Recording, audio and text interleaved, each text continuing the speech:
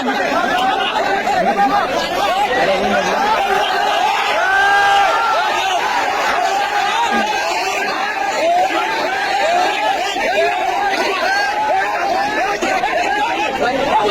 মনে করছো ইসলামী পাইছ?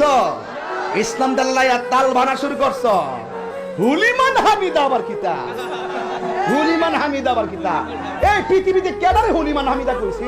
অন তুমি যদি সামি আল্লাহরে কাইটা সামিয়ার কাইটা যদি হুলিমান হামিদা আলাদা ব্যবহার কইরা যদি ফেস লাগাই তো চলতো হইতো পারোই, তাহলে আমিও কমু আল্লাহু আকবার। অন যদি আমি কই হু আকবার কিতা? হে ইচ্ছা কইরা আইন না ভিতরে ডুহাইয়াতে ফেস লাগাই দিয়া সমাজটার একটা হাসির পাত্র বানাইছে। কথা বলেন ঠিক কিনা? গোতা মারো টাচ করো হুলিমান হামিদা। এজন কিছু হুলিমান আমি কি হনুমানটা করতে গাইলো রে?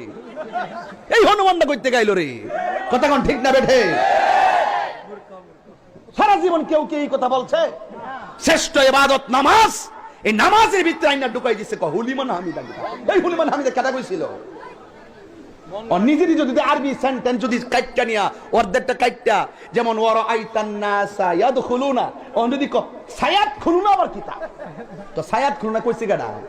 যদি কেউ যদি এইভাবে কইতো আল্লাহু আকবার আল্লাহু আকবার হুলিমান হামিদা, তো ওই না কইতো যে সামি আল্লাহ কইছে না, আর উনি বুঝাইতেছে সামি আল্লাহ লিমান হামিদা।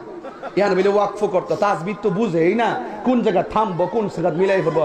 ছোট্ট একটা বাক্য, এটার মধ্যে কি থামার দরকার আছে? ওয়ার্ডের সৌন্দর্য বোঝে না, সৌন্দর্যকে বিনষ্ট করে হলিমান হামিদা গেলে হনুমান দাইছে থেকে।